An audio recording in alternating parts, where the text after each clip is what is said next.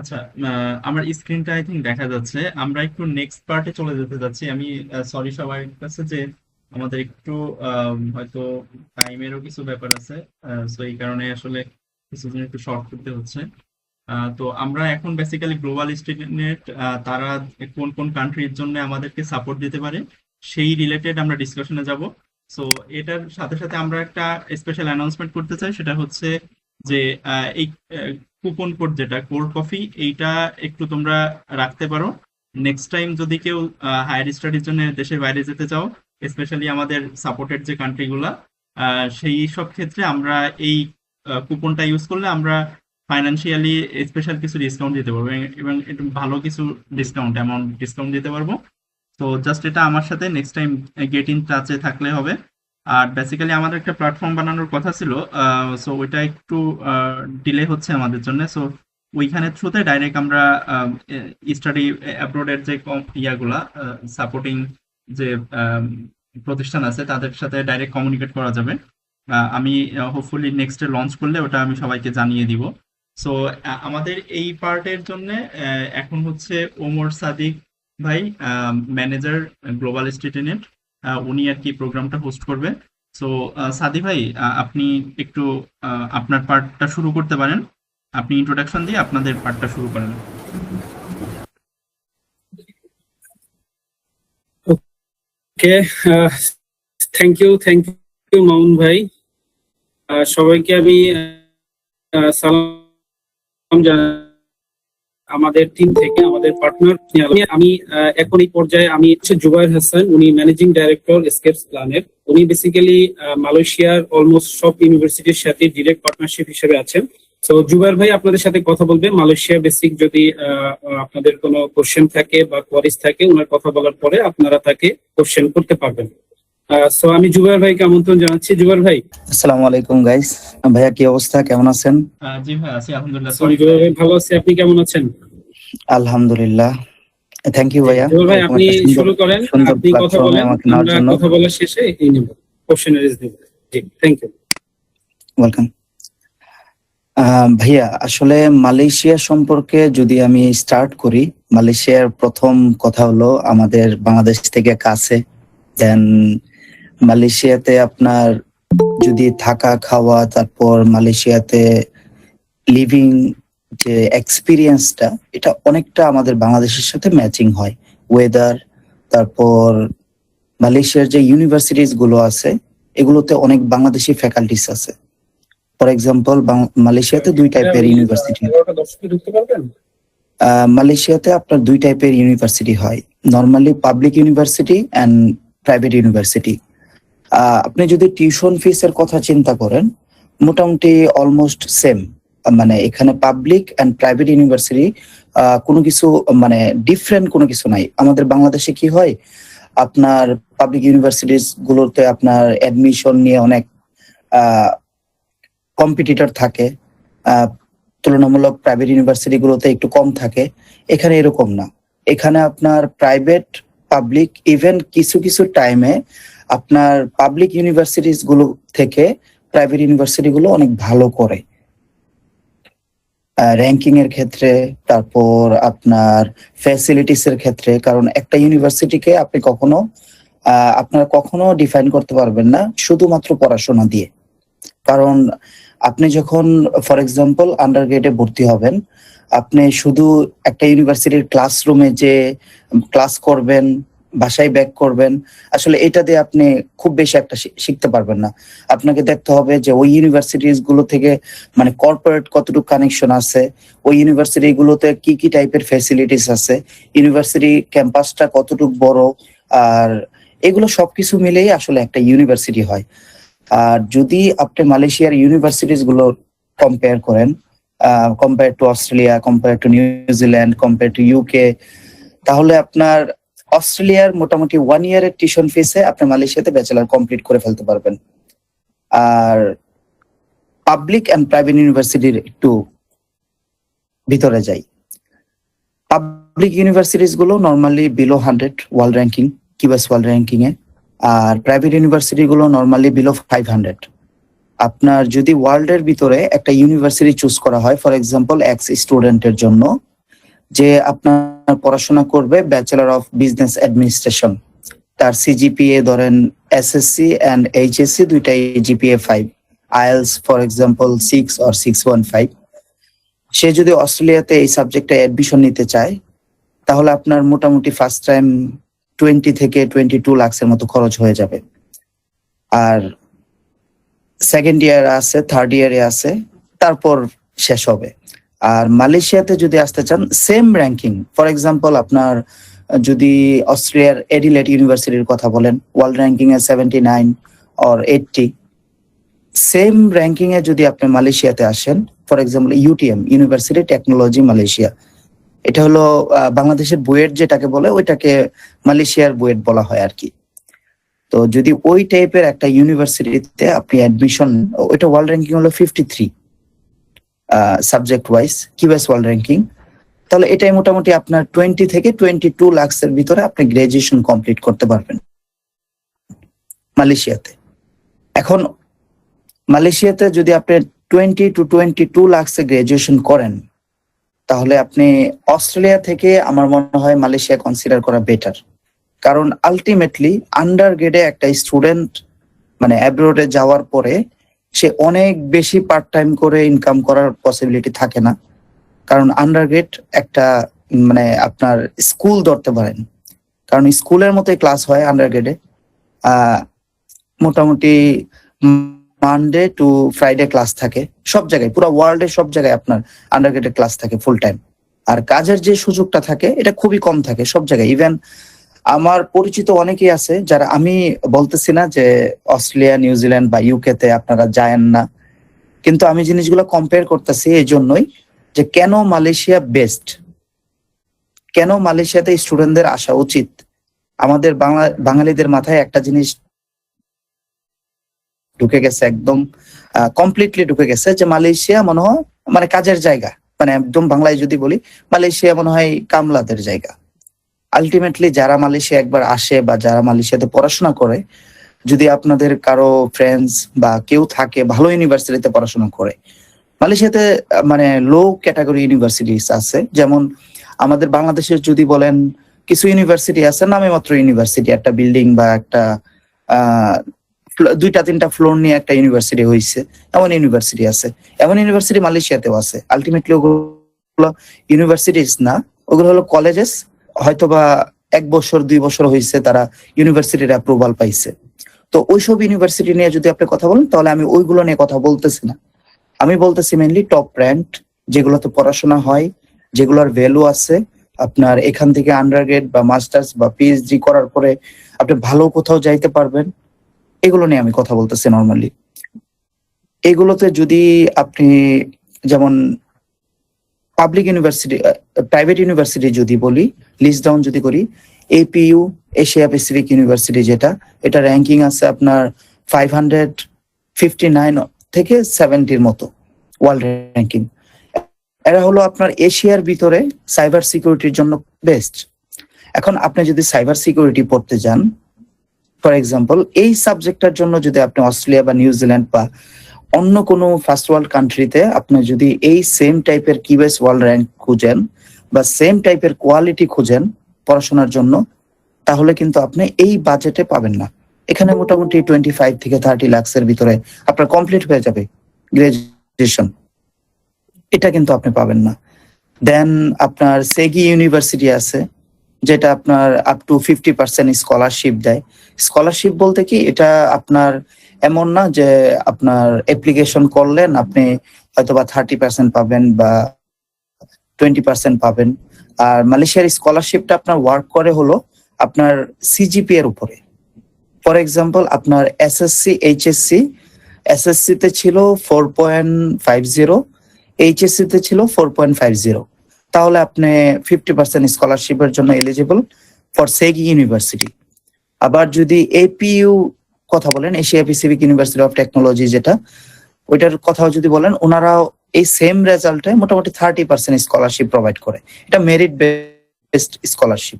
তারপর পাবলিক ইউনিভার্সিটির যদি কথা বলেন, পাবলিক ইউনিভার্সিটিতে কোনো স্কলারশিপ প্রোভাইড করে না। যদি কেউ বলে আপনাকে যে স্কলারশিপ প্রোভাইড করে, এটা পুরোপুরি ভুল তথ্য। পাবলিক ইউনিভার্সিটিস মাঝে মাঝে যেটা করে এটা হলো টিউশন ফিস এর উপরে একটা ওয়েভার দেয়। স্কলারশিপ কোনটা? যেটা হলো আপনার হয়তো সিজিপি এর উপর ডিপেন্ড করবে বা আপনার প্রোফাইলের উপরে ডিপেন্ড করে আপনাকে দিবে, এটাই হলো স্কলারশিপ। কিন্তু মালয়েশিয়াতে এই টাইপের কোনো স্কলারশিপ প্রোভাইড করে না। পাবলিক অ্যান্ড প্রাইভেট স্কলারশিপ, এটার সিস্টেম হলো আপনি যখন 3.8 প্লাস থাকবে তখন প্রত্যেকটা ইউনিভার্সিটির ভেদে অ্যাওয়ার্ড, কেউ বলে আপনার এক্সিলেন্স অ্যাওয়ার্ড, এই টাইপের কিছু অ্যাওয়ার্ড থাকে। ওই অ্যাওয়ার্ডের আন্ডারে ভিসি থেকে 30%, 25% একটা স্কলারশিপ দেওয়া হয়। কিন্তু এই সিজিপি এটা আপনাকে ধরে রাখতে হবে 3.5 আপ অর 3.8 আপ, এটা আপনার কন্টিনিউয়াসলি ধরে রাখতে হবে। এটা যদি ধরে রাখতে পারেন তাহলে আপনার স্কলারশিপটা পাওয়া যাবে। তবে এটার উপর ভিত্তি করে কারো মালয়েশিয়ার জন্য মানে ডিসিশন নেওয়া উচিত না, কারণ আপনি তো আপনার ফিউচার রেজাল্ট অবশ্যই জানেন না। তাহলে আপনি কিভাবে মানে ডিসিশন নেবেন যে আমি শিওর হয়তো বা 30% পাবো, এই অনুযায়ী আমি আমার বাজেট রেডি করব? আচ্ছা, সরি, আসলে আই গেস তাহমিদ ভাইয়ের একটা প্রবলেম হচ্ছে, উনি চেষ্টা করতেছে জয়েন করার, বাট সামহাউ উনি পারছে না। তো আমি আসলে এই পর্যায়ে আসলে আমি অনুরোধ করব রাশেদ ভাইকে, এমডি রাশিদুল ইসলাম, উনি এরিয়া ম্যানেজার স্টাডি রিচের। তো রাশেদ ভাই, আপনি যদি আমাদের সাথে একটু কাইন্ডলি কথা বলতেন। রাশেদ ভাই আছেন? জি ভাই, আমি আছি। ওকে, থ্যাংক ইউ রাশেদ ভাই, লেটস কন্টিনিউ।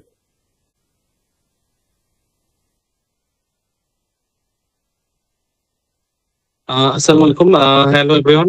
আমি মোহাম্মদ রাশিদুল ইসলাম। আমি স্টাডিজ নামে একটি অস্ট্রেলিয়ান কোম্পানিতে এরিয়া ম্যানেজার হিসেবে কর্মরত আছি বাংলাদেশের জন্য। মূলত বাংলাদেশে যারা আমার এজেন্ট যারা আছে, আমরা ইউনিভার্সিটি রিপ্রেজেন্টেটিভ বলতে পারেন, গ্রুপ অফ ইউনিভার্সিটি আমরা ডিল করি। Almost world wide 1200 plus university নিয়ে আমরা ডিল করি। তো সেই ক্ষেত্রে গ্লোবাল স্টাডি নেট আমাদের একজন প্রাইম পার্টনার। তো আজকে তাদের হয়ে আসলে ইভেন্টে আসা। তো আজকে আমি কভার করব হলো নিউজিল্যান্ড, কানাডা এবং ফিনল্যান্ড নিয়ে। তো আমি just আমার স্ক্রিনটা শেয়ার করতেছি, আপনারা দেখতে পেলে একটু বলবেন। তো একদমই বেসিক, সেটা হলো নিউজিল্যান্ড অস্ট্রেলিয়া মহাদেশের একটি দেশ এবং বর্তমান মার্কেটের সবচাইতে হট কান্ট্রি স্টাডি অ্যাব্রোডের ক্ষেত্রে।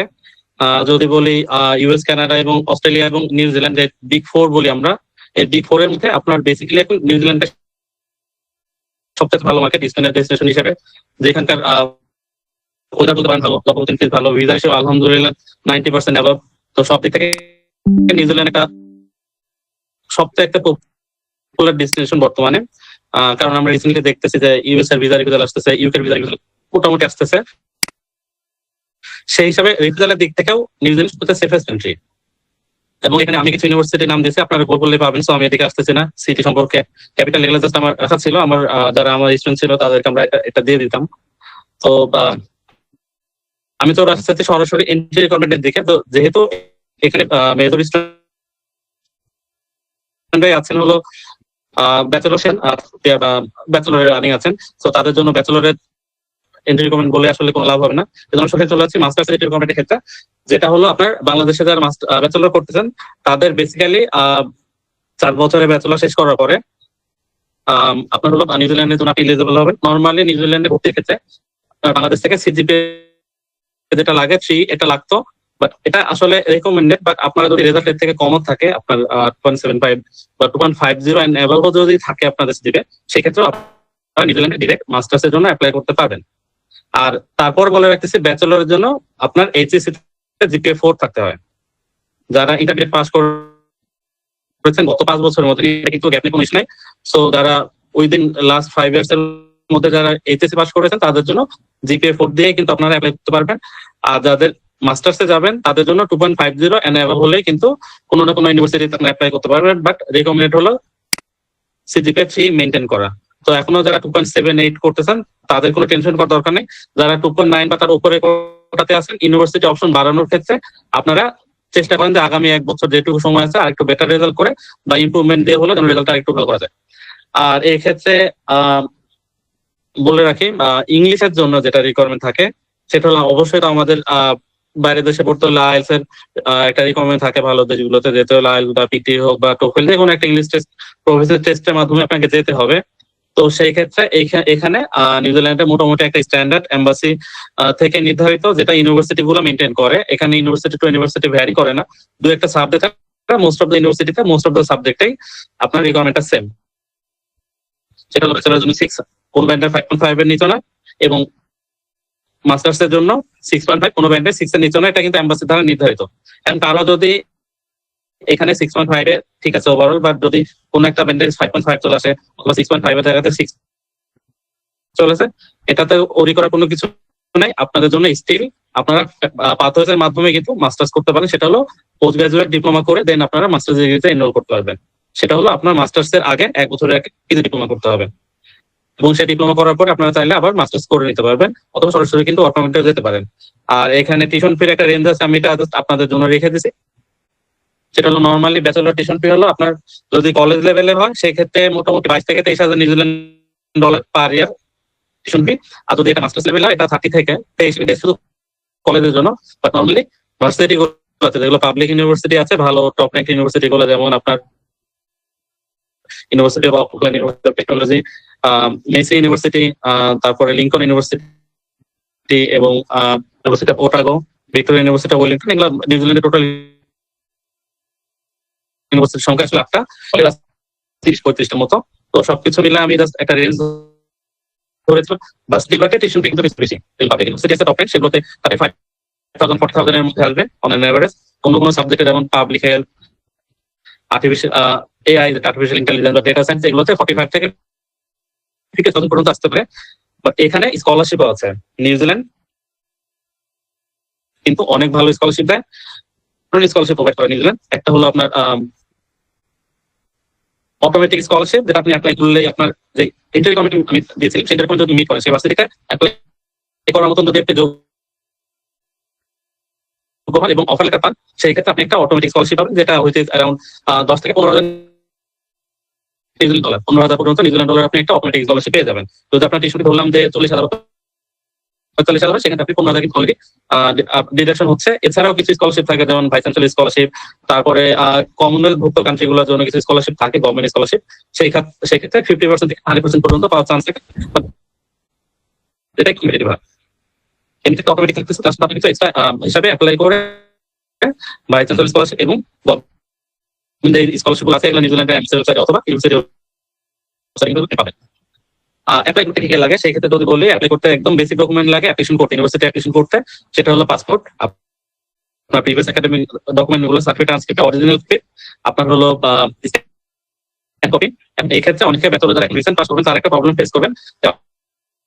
আপনাদের পাবলিক ভার্সিটিগুলোতে সচরাচর আপনার প্রফেশনাল সার্টিফিকেট দেয় এবং মেন সার্টিফিকেট দেয় কনভোকেশন হওয়ার পর। তো সেই ক্ষেত্রে আপনাদের যেটা করতে হবে, ভার্সিটি থেকে অবশ্যই এখন থেকে আপনাদের মাথায় রাখতে হবে, যারা নেক্সট অ্যাপ্লাই করবে অন্যান্য কান্ট্রির ক্ষেত্রে প্রযোজ্য হবে।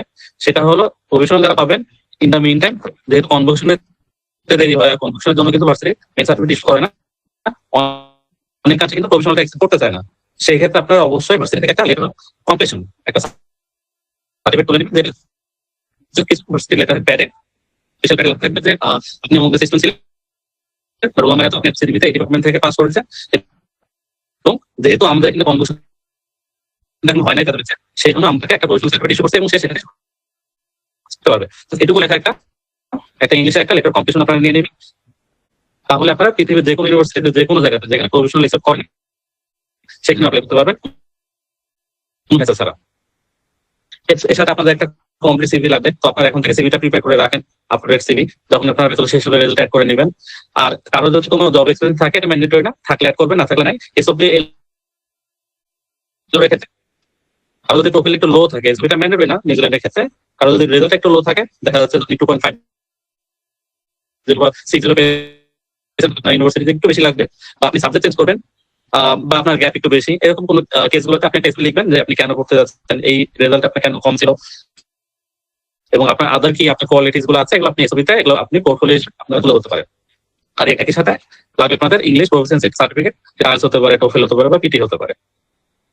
এবং নিউজিল্যান্ডে এখানে কিন্তু কোনো অনলাইন টেস্ট যেটা ঘরে বসে দেওয়া যায় হোম বেসড কোনো টেস্ট কিন্তু অ্যাকসেপ্টেড না এবং অ্যাকসেপ্টেড না, এটা কি মাথায় রাখবেন। আর নিউজিল্যান্ডে ইনটেক হলো আপনার 3টা বছরে, সবচেয়ে মেজর ইনটেক হলো জুলাই ইনটেক, যেটা অলরেডি ক্লোজ, মোটামুটি সবাই অ্যাপ্লিকেশন করছে, এখন ভিসা অ্যাপ্লাই করতেছে সবাই, ভিসা পেন্ডিং অনেক। এবং নেক্সট ইনটেক আছে আমাদের নভেম্বর বা ডিসেম্বর ইনটেক, যেটা খুব ছোট ইনটেক, আর তার মাস্টার্স এর কোর্স গুলো পাওয়া যায়। আর আরেকটা ইনটেক আছে যেটা মোটামুটি বলতে পারেন যে খুব বড় ইনটেক না, খুব ছোট ইনটেক না, মোটামুটি ভালো ইউনিভার্সিটি খোলা থাকে এবং সাবজেক্ট মোটামুটি সবই খোলা থাকে, 70-80% সাবজেক্ট সব ওপেন থাকে। সেটা হলো আপনাদের সেটা হলো ফেব্রুয়ারি ইনটেক। বছরে 3টা intake, major intake July, secondary February, এবং যা ছোট একটা ইনটেক মাস্টার্স কোর্স গুলোর জন্য নভেম্বর এবং ডিসেম্বর ইনটেক। আর নিউজিল্যান্ডে কোনো অ্যাপ্লিকেশনের ফি নাই, অ্যাপ্লিকেশন করবেন ফি দিতে হবে না, জাস্ট অ্যাপ্লাই করবেন, অ্যাপ্লাই পাবেন। এবং নিউজিল্যান্ডের সবচেয়ে টেস্ট যে দিকটা অন্যান্য কান্ট্রিগুলোতে যেটা হয়, আমরা অ্যাপ্লাই করি, অফার আনি, তারপরে আমাদের একটা নির্দিষ্ট অ্যামাউন্টের কিছু টেক হয়, সেটা হয়তো 50% হতে পারে, বা একটা নির্দিষ্ট অ্যামাউন্টের একটা অ্যামাউন্ট আমাদের ইউনিভার্সিটিতে স্কলারশিপ পাওয়ার পরে যেমনটা থাকে সেটা পে করতে হয়। সেক্ষেত্রে আমরা নিউজিল্যান্ডে এদিক থেকে একটা বেনিফিট পাই, সেটা হলো অফার পাওয়ার পরে ইমিডিয়েটলি ভিসা অ্যাপ্লিকেশন করে ফেলতে পারে। ভিসা অ্যাপ্লিকেশন করে ভিসা হওয়ার পরে তাদেরকে টিউশন ফি পে করতে হয়, টিউশন ফি এবং হেলথ ইন্স্যুরেন্স। এই একটা দিকে নিউজিল্যান্ড সবথেকে একটা ভালো একটা ডেস্টিনেশন হয় অনেক জন্য, যারা ভিসা নিয়ে সন্দেহ থাকে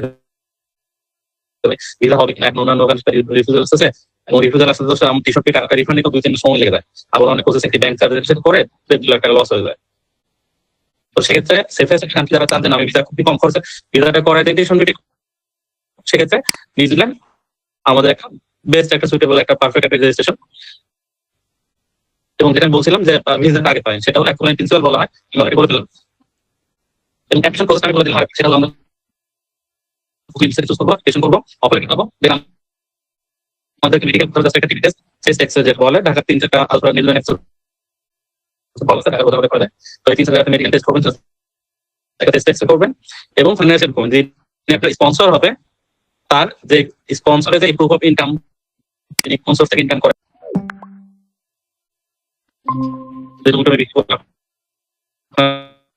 ফান্ডিং এর টাকাগুলো দেখেন, সেক্ষেত্রে একটা তোমার ব্যক্তি ডকুমেন্ট গুলো আমাকে দিতে হবে, এটা ইউনিভার্সিটিতে ভিসা সাবমিশন এবং ক্লিয়ারেন্স লাগবে। ভিসা সাবমিশন করলাম পরে আমাদের যে অ্যাপ্রুভালটা আসবে, টিভি বললাম না, যে ভিসা ডিসিশনটা চলে আসে যে আপনার ভিসাটা অ্যাপ্রুভ করা হয়েছে, দেন অ্যাপ্লিকেশন পে করে আপনি ভিসা পেয়ে যাবেন। আপনার পেমেন্টেরটা কিন্তু আপনি ভিসাটা আপনার হাতে চলে আসবে। এটা ছিল আমাদের নিউজিল্যান্ড ওভারঅল প্রসেস। নিউজিল্যান্ডে ডিপেন্ডেন্ট আলো যারা ডিপেন্ডেন্ট নিয়ে যাওয়ার প্ল্যান করতেছেন, এখন অনেকে জানেন যে হ্যাঁ এখন ইউকেতে এগুলো আমাদের সবথেকে বেস্ট ডিসিশন ছিল ডিপেন্ডেন্ট নিয়ে যাওয়ার ক্ষেত্রে, ফ্যামিলি সহ, বাচ্চা সহ বা ওয়াইফ সহ, যারা মেয়েরা যারা যাচ্ছেন তারা হাজবেন্ড সহ যারা, সেটা ইউকে সেই ওয়েটা অনেকটাই বন্ধ হয়ে গেছে। সেই ক্ষেত্রে আমরা নিউজিল্যান্ডকে আমরা ইউকে ঠিকঠাক যারা ডিপেন্ডেন্ট নিতে পারতেছেন না তাদের নিউজিল্যান্ডকে এখন সেই কারণে নিউজিল্যান্ডে কিন্তু স্পাউস নেওয়ার ক্ষেত্রে কোন বাধা নেই, আপনারা মাস্টার্স লেভেলে বা পিএইচডি লেভেলে যে কোনো সময় স্পাউস নিতে পারেন। আর এই ক্ষেত্রে নিউজিল্যান্ডের ক্ষেত্রে ব্যাংক স্টেটমেন্ট লাগে অনলি 3 মান্থের, যেখানে অন্য কান্ট্রিতে মোস্টলি বেশিরভাগই আপনার 6 মাসের লাগে। আর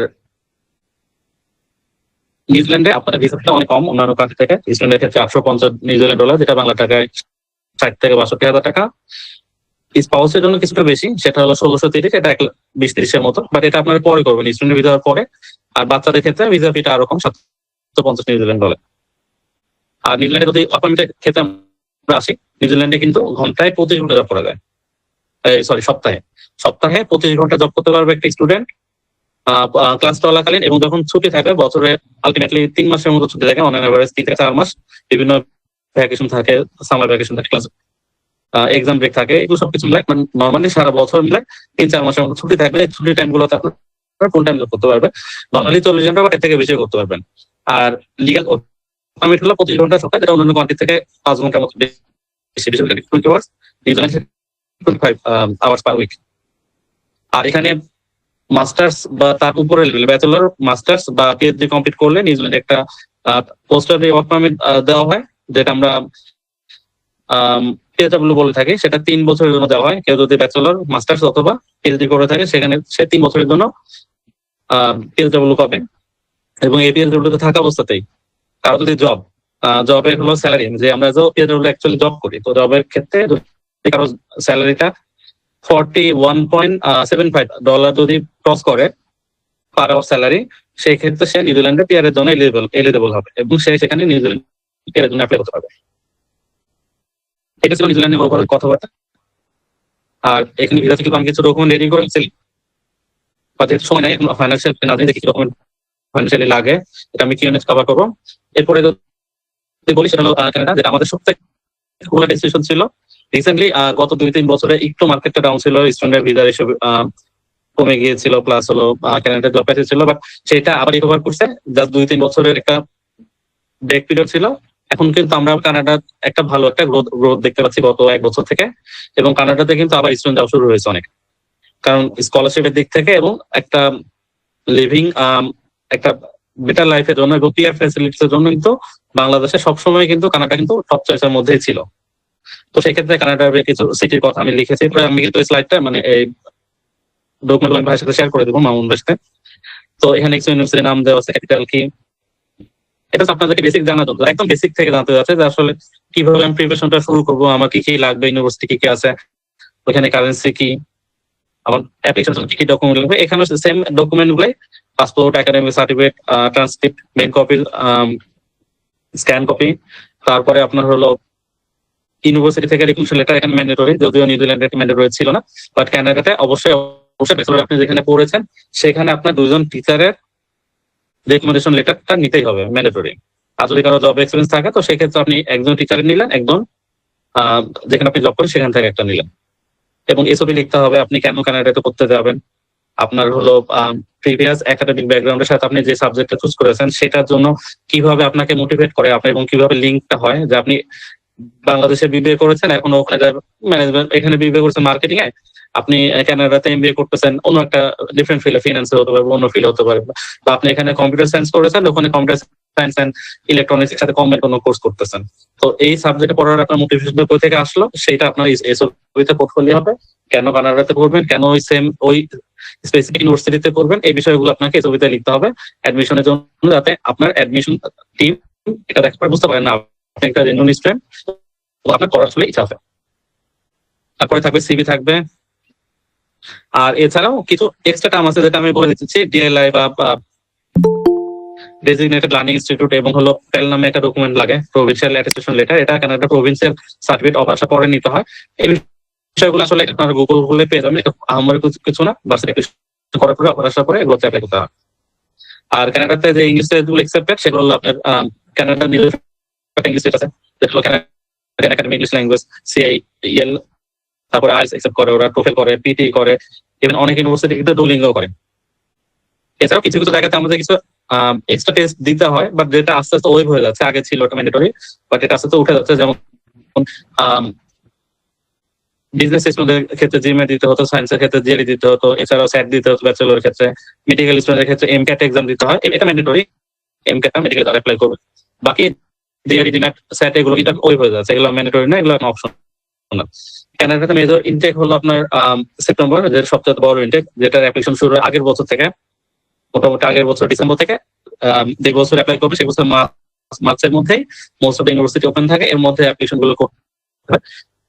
যদি যারা স্কলারশিপের জন্য আলাদা করে অ্যাপ্লাই করতে চান যে হ্যাঁ আমি ফুল ফান্ডের বা আরো বেটার স্কলারশিপের জন্য অ্যাপ্লাই করবো, তাদের জন্য অ্যাপ্লিকেশন টাইমটা আরো আগে করে নিতে হয়, কারণ মার্চ মানে প্রায় শেষের দিকে সিট ফিল আপ হয়ে যায়। এই জন্য আপনারা চেষ্টা করবেন যে আগের বছর থেকে অ্যাপ্লিকেশন প্রসেসিং শুরু করে ইউনিভার্সিটি ওয়েবসাইট গুলো আগে থেকে শর্টলিস্ট করে রাখবেন যে কোন কোন ইউনিভার্সিটিটা আপনার পছন্দ, অ্যাপ্লিকেশন কবে শুরু হওয়ার উইদিন 5-7 days এর মধ্যে অ্যাপ্লিকেশন সাবমিট করে ফেলবেন। এছাড়া জানুয়ারি ইনটেক আছে, খুবই ছোট ইনটেক, অ্যাপ্লিকেশন আপনার আগের বছরে শুরু হয়ে যায়, এবং মাঝে কিছু ডিপ্লোমা প্রোগ্রাম এবং কলেজ লেভেলে কিছু কোর্স খোলা থাকে, সেগুলো হলো ইনটেক পাই এখানে কিছু কলেজ লেভেল ইউনিভার্সিটি খুবই থাকে। আচ্ছা, এরপরে অ্যাপ্লিকেশন ফিটা হলো কানাডাতে মোস্ট ইউনিভার্সিটি, এখানে নিউজিল্যান্ডের মতন ফ্রি না, হাতে 5-7টা ইউনিভার্সিটি অ্যাপ্লিকেশন ফি নেই, এবং বাকিগুলোতে 100 থেকে 250 মধ্যে অ্যাপ্লিকেশন ফি অ্যাপ্লাই করতে হয়। এছাড়া টিউশন ফির একটা রেঞ্জ দিয়ে দিয়েছি আমি 8,000 থেকে 50,000, এর মধ্যে ডিফারেন্ট ইউনিভার্সিটি কলেজে ডিফারেন্ট টিউশন ফি হতে পারে। আর ডিএলএস বলতেছেন এটা অনেক বড় কারণ, এটা হলো জাস্ট যে প্রভিন্সে আপনি ইউনিভার্সিটিতে অ্যাপ্লাই করছেন সাপোজ এটা অটো প্রভিন্সে বা অন্টারিওতে অথবা হলো আপনার কিবেকে, যে প্রভিন্সে আপনি ইউনিভার্সিটিতে পড়বে সেই প্রভিন্সের জন্য এটা নিতে হয়। এটা এখন আর নিতে হয় না, এটা মাস্টার্সের জন্য অটোমেটিক্যালি এটা যে ইনস্টিটিউটে আপনি অ্যাপ্লাই করতেছেন সেই ইনস্টিটিউটে আপনাকে দিয়ে দেবে। অফার করার পরে আপনারা যখন টিউশন ফি এখানে দিতে হয় কানাডাতে, আগে ভিসা হওয়ার আগে আপনাকে একটা টিউশন ফি একটা অ্যামাউন্ট 50% হোক, 5,000 ফিক্সড অ্যামাউন্ট হোক, একটা ফিক্সড অ্যামাউন্ট অথবা একটা পার্সেন্টেজ অ্যামাউন্ট, এটা আপনার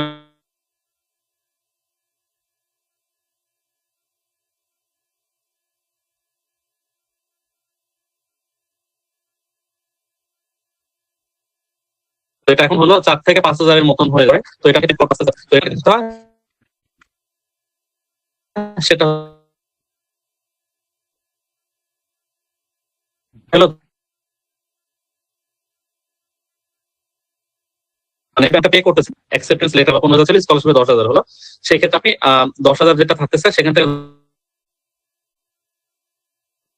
আপনাকে ব্যাংকে রাখতে হবে,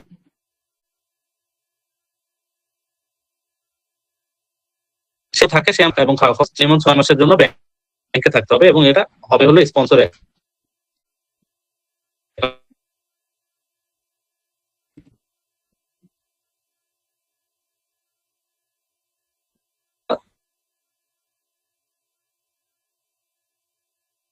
এই হতে পারে, বোন হতে পারে, আপনার আর্নিং পার্সন ক্ষেত্রে তো এত আমি করবো না।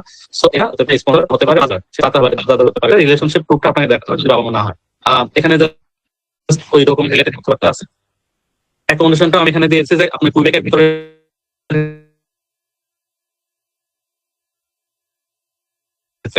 আমাদের লিভিং কস্ট শুধু দেখাতে হয়, এটা খরচ করে টিউশন ফি একটা সার্টেন পে করে দিতে হয়, বাকি এমন সবকিছু শুধু ব্যাংকে দেখানোর জন্য রাখতে হয়, পে আর করতে হয় না। আপনি চলে যাওয়ার পরে আপনি চাইলে আর্ন করে নিজে যে ইনকাম গুলো করবেন সেই জব যেটুকু পারবেন করতে পারবেন, ব্যাংক টাকা ভাঙতে তাহলে ব্যাংক কিন্তু এই টাকাগুলো দেখাতে পারবে।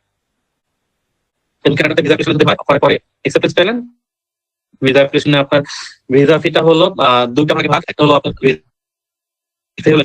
যেহেতু ভিসা অ্যাপ্লিকেশন করে ভিসার জন্য অ্যাপ্লাই করলেন, আপনি যদি বামে টিকেট রেট থাকবেন ঢাকাতে ভিএফএস গ্লোবালে আপনাকে হলো ভিসা ডকুমেন্ট সবকিছু জমা দিতে আসতে হবে, এবং সেটার জন্য আপনাকে $85 টোটাল 150 এবং বামে টিকেট 235 কানাডিয়ান ডলার আপনাকে জমা দিয়ে আপনাকে জমা দিতে হবে এবং ডকুমেন্ট গুলো সাবমিট করতে হবে। আর এই ক্ষেত্রে মেডিকেল, এটা কানাডার ওয়েবসাইটে দেওয়া আছে, মেডিকেল এখানে কিছু অথরাইজ হাসপাতালে টেস্ট করাতে হবে, প্যানেল একটা থাকবে, অফার লেটার নিয়ে আসবেন, পাসপোর্ট নিয়ে আসবেন, তারা আপনার চেক আপ করে যে কটা রিপোর্ট করতে বলবে আপনার সাথে কথাবার্তা বলে মেডিকেল শুনে সেই রিপোর্ট গুলো করে আপনাকে ভিসার সময় জমা দিতে হবে। পুলিশ ক্লিয়ারেন্সটা ম্যান্ডেটরি। কানাডার ওয়ার্ক পারমিট হলো সপ্তাহে 20 ঘন্টা, স্যালারিটা আগে 10 ছিল, এখন মিনিমাম স্যালারি এটা বাড়ানো হয়েছে, সেটা হলো অলমোস্ট 15-এর উপরে আপনি Canadian dollar per hour salary পাবেন। আর এখানে পিআর পাওয়ার ক্ষেত্রে কিছু আছে, সেটা হলো আপনি যখন পড়াশোনা করবেন তখন আপনি একটা ওয়ার্ক পারমিট পাচ্ছেন, এবং পড়াশোনা শেষ করার পরে আপনি একটা পিজিডব্লিউ, যেটা পোস্ট গ্রাজুয়েট ওয়ার্ক পারমিট বা আমরা যেটা পিএসডব্লিউ বলি সচরাচর, post graduate work permit, same term, সেটা আপনি পাচ্ছেন। সেটা আপনার কোর্সের ডিভিশন অনুযায়ী এটা ডিফারেন্ট হয়ে যাবে।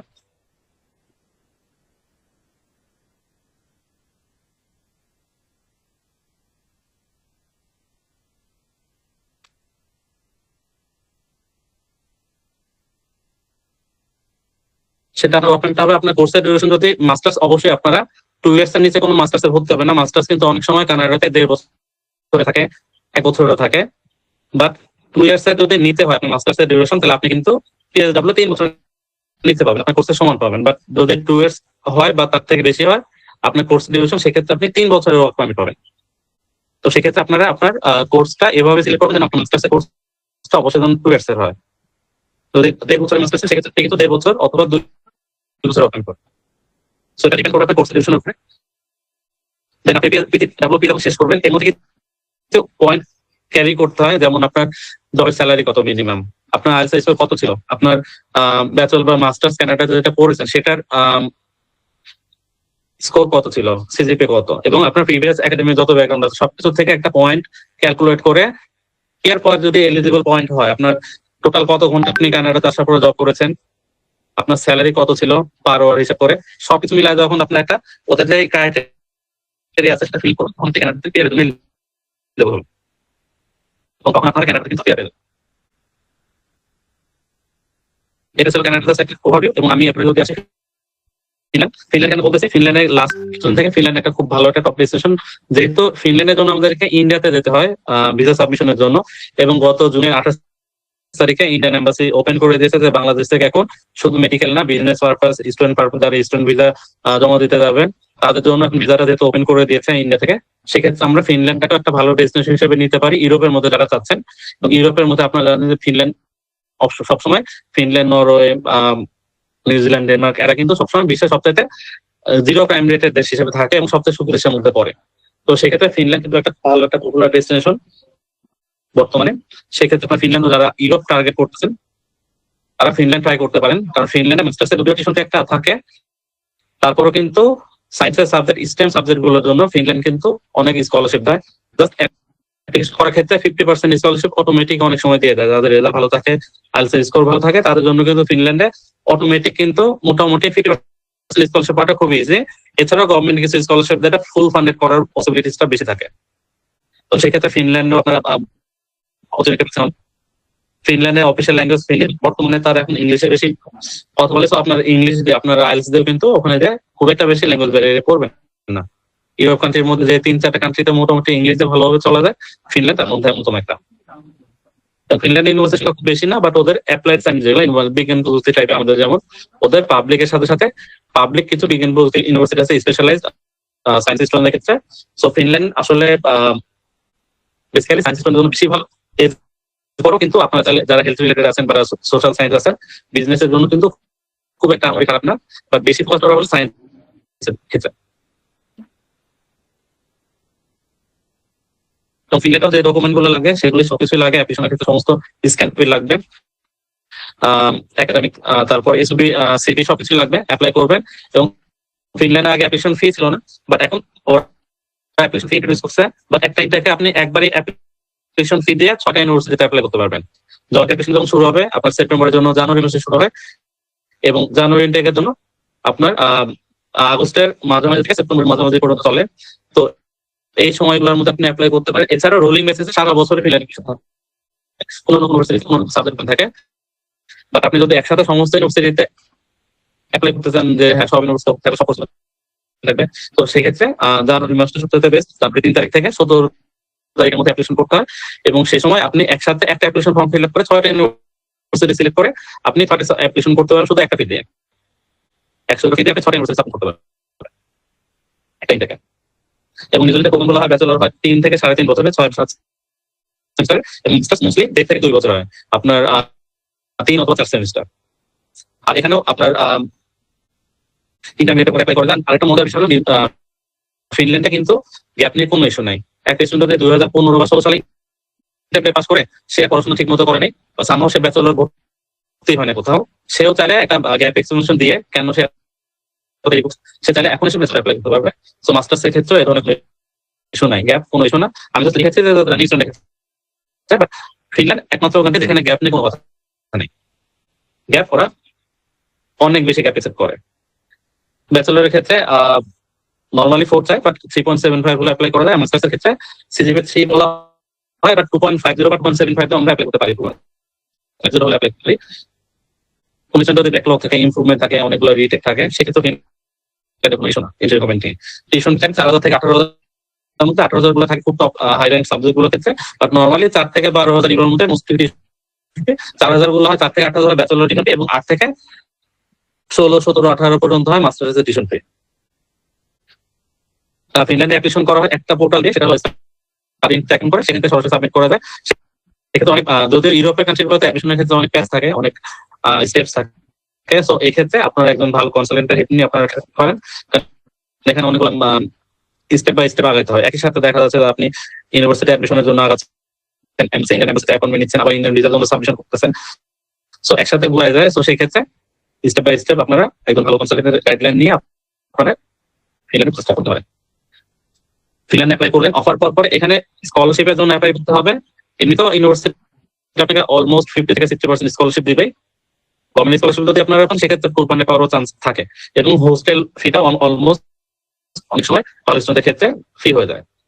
তো সেই ক্ষেত্রে যদি আপনার ভালো রিসার্চ পোর্টফোলিও থাকে, তারা সায়েন্টিস্ট আছেন অথবা বিজনেস আছেন, তারাও যদি ভালো পেপার রাইট করেন, যারা ইন্টার্নশিপ করেছেন, ভালো ইন্টার্নশিপের একটা ভালো যদি পেপার আপনাদের থাকে, সেগুলো সাবমিট করার ক্ষেত্রে আপনারা আরো বেশি স্কলারশিপ পেতে পারেন। তো অফার লেটার পাওয়ার পর আপনাদেরকে বেসিক্যালি স্কলারশিপের পরে যে অ্যামাউন্টটা থাকে সেটা পুরোটা পে করে দিতে হয়।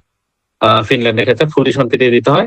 দেওয়ার পরে আপনাকে হলো এম্বাসি নিতে হয় এবং একই সাথে ইন্ডিয়ান ভিসার জন্য অ্যাপ্লিকেশন করতে হয়। তো ইন্ডিয়ান ভিসা হয়ে যাওয়ার পরে আপনার যে এমবাসি ডেটটা থাকবে সেই ডেটে আপনারা ইন্ডিয়াতে যাবেন, ডুয়েল এন্ট্রি ভিসা করে ইন্ডিয়াতে যে ভিসা সাবমিশন করে আসবেন, সমস্ত পেপার এবং ডকুমেন্ট জমা দিয়ে চলে আসবেন এবং তারপরে আপনাকে জমা দেওয়ার 1 থেকে 1.5 মাসের মধ্যে আপনি ডিসিশন জানানো হবে ইমেলের মাধ্যমে যে আপনার ভিসাটা হয়ে গেছে। তখন আপনাকে কালেক্ট করার ক্ষেত্রে আপনাকে আবার ইন্ডিয়াতে যেতে হবে এবং ভিসাটা নিয়ে আসতে হবে। দেন আপনি ফ্লাই করতে পারবেন ফিনল্যান্ডে। আপনি স্পাউস সহ যেতে পারবেন এবং ব্যাচেলররা যদি কেউ যায় ফিনল্যান্ডে, ব্যাচেলর তার স্পাউসকে নেওয়ার অপশন আছে। রাশেদ ভাই, রাশেদ ভাই থ্যাংক ইউ ভাই। আসলে খুবই শর্ট টাইমের মধ্যে আপনি আসলে 3টা কান্ট্রি নিয়ে একদম বিস্তর আলোচনা করেছেন। আসলে টাইমটা অনেক বেড়ে গেছে, সো আমি এই পর্যায়ে আসলে মোটামুটি আপনি সবই কভার করে দিয়েছেন, বাট তারপরে আমি জাস্ট চাচ্ছি যে আমাদের স্টুডেন্টের কাছ থেকে আসলে কোনো কোশ্চেন আছে কিনা, বা আমাদের স্টুডেন্টরা আপনাকে কোনো কোশ্চেন করতে চাচ্ছে কিনা এই রিগার্ডিং 3টা কান্ট্রি নিয়ে। সো যদি কোনো কোশ্চেন থাকে আপনারা স্টুডেন্টরা বলতে পারেন। ইটস অলমোস্ট 11:50 বেজে গিয়েছে। সো এরপরে আমরা আসলে জাস্ট আমাদের স্যার আছেন, আমরা ওনার কথাটা শুনবো। যদি আপনাদের কোনো কোশ্চেন থাকে আপনারা বলতে পারেন। হ্যাঁ, যদি আপনাদের কোশ্চেন থাকে তাহলে হ্যান্ড রেজ করতে পারেন, অথবা আপনারা চাইলে এখানে চ্যাট বক্সের অপশন আছে, চ্যাট বক্সেও লিখতে পারেন।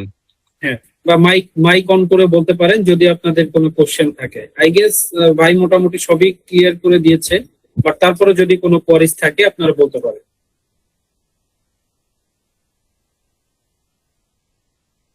আচ্ছা, জাস্ট আপনারা আপনাদের হ্যান্ডটা রেজ করে কোশ্চেনটা করেন যদি কেউ কোশ্চেন করতে। ঠিক আছে, ওকে, সমস্যা নেই। তাহলে রাশেদ ভাই আপনি আপনার যে এইটা আছে যে প্রেজেন্টেশনটা আপনি জাস্ট একটু শেয়ার করে দিন। তো আমরা এই পর্যায়ে আসলে প্রোগ্রামের আমরা অলমোস্ট শেষের দিকে আছি। সো আমি জাস্ট আমি আমন্ত্রণ জানাবো আমাদের গ্লোবাল স্টাডি নেটের ফাউন্ডার প্রফেসর হাসনাত স্যারকে। উনি আসবেন এবং কিছু জাস্ট শর্ট কিছু কথা বলবেন ইউকে নিয়ে। স্যার কথা বলবেন এবং আমরা তার পরবর্তীতে আমরা আমাদের প্রোগ্রামটা শেষের দিকে যাব। আমি স্যারকে অনুরোধ করব, স্যার আপনি যদি কাইন্ডলি কিছু বলতেন।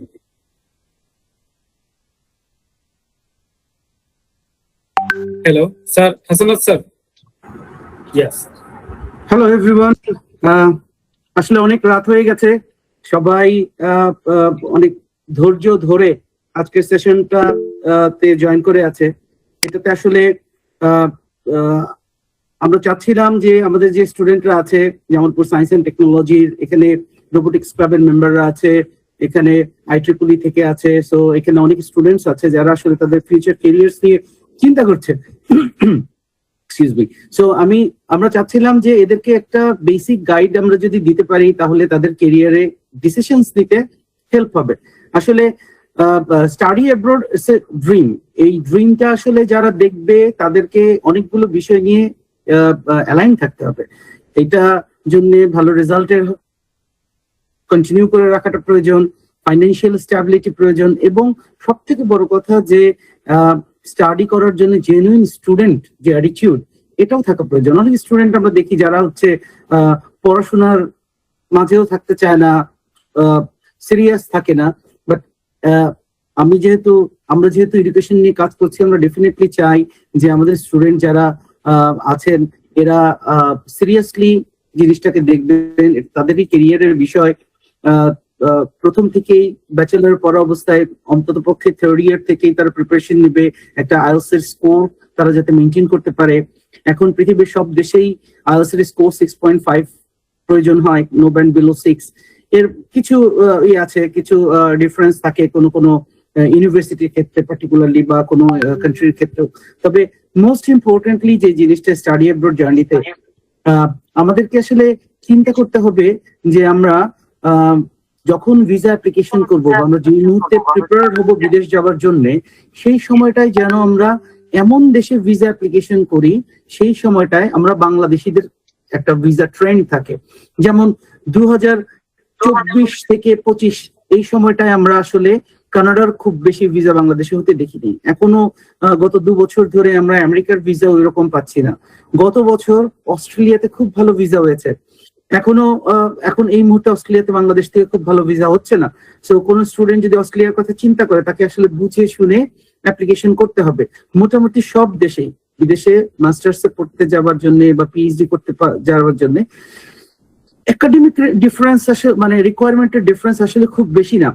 সব দেশেই আসলে একটা সার্টেন লেভেল অফ কি বলে হচ্ছে মার্কস রাখতে বলে, যে মিনিমাম 50% to 60% এই পরিমাণ মার্কস থাকতে হবে। স্কলারশিপস এর জন্য একটা সার্টেন লেভেল অফ সিজিপিএ থাকাটা প্রয়োজন। সাথে এক্সট্রা কারিকুলারে সে কি কি করেছে, একটা ভালো আইএলটিএস স্কোর, সে তার পড়াশোনার অবস্থায় তার কোনো পাবলিকেশন ছিল কিনা, সে কি বলে হচ্ছে এক্সট্রা কারিকুলারের মাধ্যমে সে কোনো অ্যাচিভমেন্ট অ্যাচিভ করেছে কিনা, এই বিষয়গুলো আসলে একটা ভালো স্কলারশিপস এর ক্ষেত্রে কাজে দেয়। পৃথিবীর সব দেশেই স্কলারশিপ আছে, সব ইউনিভার্সিটির স্কলারশিপ আছে, এবং এই স্কলারশিপটা ভ্যারি করবে স্টুডেন্টের প্রোফাইলটার উপরে, সে আসলে কতটুকু মেরিটোরিয়াস। রিসেন্টলি আমার একটা স্টুডেন্ট, সে ইউনিভার্সিটি অফ সারে ইউকে তে, সে 20,000 পাউন্ড স্কলারশিপ পেয়েছে। সো 20,000 পাউন্ড স্কলারশিপ পাওয়া একটা বিশাল ব্যাপার। সো তার টিউশন ফিস মাত্র নেমে এসছে 4,000 পাউন্ডে। সো 4,000 পাউন্ড মানে 7 লাখ টাকা। 7 লাখ টাকা দিয়ে সে মাস্টার্স করতে যেতে পারতেছে ওয়ার্ল্ড র্যাঙ্কিং 262 তে। সো এরকম যে বিষয়গুলো থাকে, এই মানে সে যোগ্য ছিল, এই জন্যই সে স্কলারশিপটা পেয়েছে। তো প্রত্যেকটা ইউনিভার্সিটির স্কলারশিপ থাকে। আজকে আমাদের একজন স্পিকার, উনি ইউকে নিয়ে কথা বলার কথা ছিলেন, তাহমিদ। সো কোনো কারণে উনি ঢুকতে পারে নাই। So I will briefly actually cover the UK for you guys. UK Bangladesh থেকে সবসময় হাইয়েস্ট নাম্বার অফ স্টুডেন্ট ইংল্যান্ডে পড়তে যায়। England, Scotland, Wales, Northern Ireland, এই দেশগুলোতে পড়তে যায়। 4টা দেশ মিলে আসলে ইউকের বহু ইউনিভার্সিটি আছে যারা বাংলাদেশের 2.5, ইনফ্যাক্ট এর থেকেও কম 2.4 সিজিপিএও অ্যাকসেপ্ট করে। কারোর রেজাল্ট ভালো থাকলে definitely he is a scholar, so he will be awarded for that. So এটার জন্য সেই স্কলারশিপ বেশি পাবে। আমরা যারা এজেন্ট হিসেবে কাজ করছি, আমি প্রায় ইউকের 140টা ইউনিভার্সিটি আমাদের অ্যাফিলিয়েটেড, আমাদের অস্ট্রেলিয়া, কানাডার সব মিলিয়ে আমরা ওয়ার্ল্ডে প্রায় 1000 ইউনিভার্সিটি নিয়ে কাজ করি। ইউরোপের প্রত্যেকটা দেশের ইউনিভার্সিটির সাথে আমরা অ্যাফিলিয়েশন করা আছে। সো যেহেতু আমি অন্যগুলা বলবো না, আমি শুধু ইউকে নিয়ে বলছি এই জায়গাটায়। সো ইউকের 146-47টা ইউনিভার্সিটির সাথে আমাদের অ্যাফিলিয়েশন আছে। স্টুডেন্টের তার নিজের যে কোয়ালিটি, তার ফাইন্যান্সিয়াল অ্যাবিলিটি, সবকিছু মিলিয়েই আমরা অ্যাপ্লিকেশন করে দেই। ইউকের ইউনিভার্সিটিতে অ্যাপ্লিকেশন করতে কোনো ফিস লাগে না, অ্যাবসলিউটলি ফ্রি। বাংলাদেশের অনেক ইউনিভার্সিটির এমওআই অ্যাকসেপ্টেড হয়। যেমন জামালপুর সায়েন্স অ্যান্ড টেকনোলজি থেকে একটা স্টুডেন্ট যদি পাশ করে, তার সিজিপিএ যদি 2.75 থাকে, আমরা ইজিলি তার মিডিয়াম অফ ইনস্ট্রাকশনস দিয়ে সরাসরি মাস্টার্স অ্যাপ্লিকেশন করে দিতে পারতেছি। এরকম বেশ কিছু ইউনিভার্সিটি আছে যে ইউনিভার্সিটির জন্য কোনো আইএলটিএস বা কোনো প্রফিসিয়েন্সি কোনো কিছুর প্রয়োজন পড়বে না, আমরা ডাইরেক্ট অ্যাপ্লিকেশন করতে পারবো। এবং আমার অসংখ্য স্টুডেন্ট এই এমওআই দিয়ে ইউকেতে পড়াশোনা করছে। ইউকেতে ফ্যামিলিও নিয়ে যাওয়ার অপশন আছে। মাস্টার্স এর রিসার্চ বাই মাস্টার্স প্রোগ্রাম বা পিএইচডি প্রোগ্রামে যারা যাবে, তারা ডিপেন্ডেন্ট হিসেবে তার ফ্যামিলিকে নিতে পারছে। এখানে প্রোগ্রাম সব থেকে মজার বিষয় যেটা হচ্ছে, অন্যান্য দেশগুলোতে যেমন অস্ট্রেলিয়া বা কানাডা, এগুলিতে আমাদেরকে মাস্টার্স 2 বছরের করতে হচ্ছে। আমেরিকাতেও 2 বছরের মাস্টার্স করতে হচ্ছে। ইন কন্ট্রাস্ট আমরা ইউকেতে 1 বছরের মাস্টার্স করতে পারি। এই 1 বছরের মধ্যে আসলে একটা সেমিস্টার ওখানে মানে টট হয় ডাইরেক্ট, সেকেন্ড সেমিস্টারটা ডিসার্টেশন। So this very easy, very much affordable. স্টুডেন্টরা এখানে প্রায় 4 মাসের মতন সুযোগ পায় জব করবার জন্য, ফুল টাইম কাজ করতে পারে। ডিউরিং দ্য টার্মের যে গ্যাপ থাকে একটা সেমিস্টার থেকে আরেকটা সেমিস্টারে, এই সময়টা তারা ফুল টাইম কাজ করতে পারে। অন্য সময়টাতে তারা 20 ঘন্টা করে কাজ করতে পারে। আমার অনেক স্টুডেন্ট আছে যারা বাংলাদেশ থেকে শুধু যাবার সময় যে খরচটা, এই খরচটা দিয়ে যাওয়ার পরে বাংলাদেশ থেকে কোনো টাকা নিতে হয় নাই। তারা সেখানে পড়াশোনা করছে, পড়াশোনা শেষে এখন 1.5 বছরের পিএসডব্লিউ দেয়। সো তারা পোস্ট স্টাডি ওয়ার্ক পারমিট কাজ করতে পারছে। তাদের সাথে ডিপেন্ডেন্ট থাকলে সেই ডিপেন্ডেন্ট প্রথম থেকে ফুল টাইম কাজ করতে পারছে, একদম স্টাডির প্রথম দিন থেকে। বাচ্চার থাকলে তাদের পড়াশোনা সব ফ্রি 18 বছর পর্যন্ত। সেগুলা বেশ ভালো সুযোগ আছে। তার থেকে ইম্পর্টেন্ট যেটা সেটা হচ্ছে যে ইউকে তে বাংলাদেশ থেকে প্রচুর সংখ্যক স্টুডেন্ট তারা পড়াশোনা করে, একটা বড় কমিউনিটি আছে যে কমিউনিটিটা আসলে অন্য দেশগুলোতে আমরা ওভাবে পাই না। সো এসব কারণেই UK is one of the top destination. যদিও এই মুহূর্তে আমাদের একটু বাংলাদেশি স্টুডেন্টদের ভালো স্টুডেন্টদেরকে প্রয়োজন পড়ছে ই করার জন্য, কি বলে, ভিসা পাবার জন্য। বাট ডেফিনেটলি আপনারা যারা পাবলিক ইউনিভার্সিটিতে পড়ছেন, ইউ আর অলরেডি ব্লেসড যে আপনারা একটা ভালো জায়গা থেকে পড়াশোনা করছেন, আপনাদের একটা ভালো একটা কেরিয়ার প্ল্যান আছে। সো আপনারা চাইলে ইজিলি ইউকে তে চুজ করতে পারেন। যে ব্যাপারে যে কোনো হেল্প লাগলে আমরা অলরেডি কোল্ড কফির সাথে আমরা একসাথে কাজ করছি। আপনারা মামুন সাহেবের সাথে কথা বলেন, সো তাকে যদি কোশ্চেন থাকে তাকে জিজ্ঞেস করেন, আমাদের কাছে ফরওয়ার্ড করবে।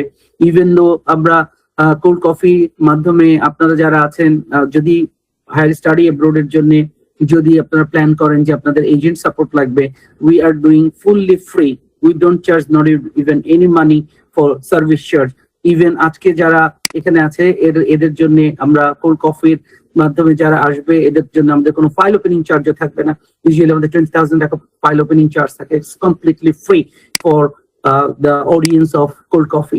So that's why we are trying যে হচ্ছে আমরা প্রত্যেকটা জায়গায় আমরা হেল্প করব, A to Z। আমরা ব্যাংক সাপোর্ট থেকে শুরু করে আমাদের অ্যাপ্লিকেশনস থেকে শুরু করে each and everything will shut it down. So আমি আর বাড়াবো না, অনেক রাত হয়েছে, একটু পরে ফুটবল ওয়ার্ল্ড কাপের ফাইনাল খেলা। Everyone should enjoy that, and thanks everyone for joining this webinar. If you need any support, anything, just let us know. We'll be with you. Thank you so much. Good night. Thank you ভাই, thank you so much সবাইকে। আমাদের এত সুন্দর একটা programme এর সাথে পার্টিসিপেটে আপনারা ছিলেন আর কি। সো হোপফুলি আমরা অবভিয়াসলি আপনাদের সাথে আবারও মানে নেক্সটে কোনো একটা প্রোগ্রামে দেখা হবে। আর থ্যাংক ইউ সবাইকে আমাদের লাস্ট পর্যন্ত প্রোগ্রামটাতে ছিল। আমাদের হোপফুলি মানে এই টাইপের প্রোগ্রাম আমরা ফিউচারে আরো করতে পারবো, এটা এক্সপেক্ট করি।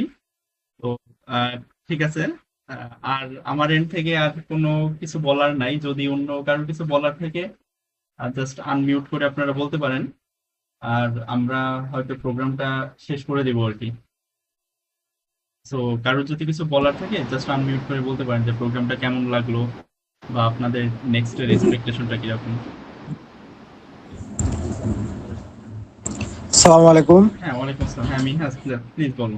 আমি একটা সার্টিফিকেট নিয়ে বলে দিই। সার্টিফিকেটে যারা ওয়েবসাইটে গোয়িং দিয়েছেন তারা সার্টিফিকেট পাবেন 12:30টার দিকে। তো আপনারা 12:30টার দিকে ঢুকলে সার্টিফিকেটের ডাউনলোড অপশন পাবেন। আচ্ছা, আর এমনিতে প্রোগ্রামটা কেমন লাগলো যদি কারোর কিছু বলার থাকে?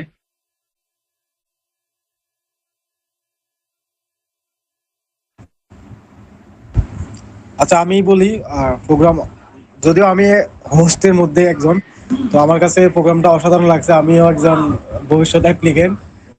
আপনাদেরকে ধন্যবাদ, বিশেষ করে আব্দুল্লাহ মামুন স্যার, আপনাকে অনেক ধন্যবাদ।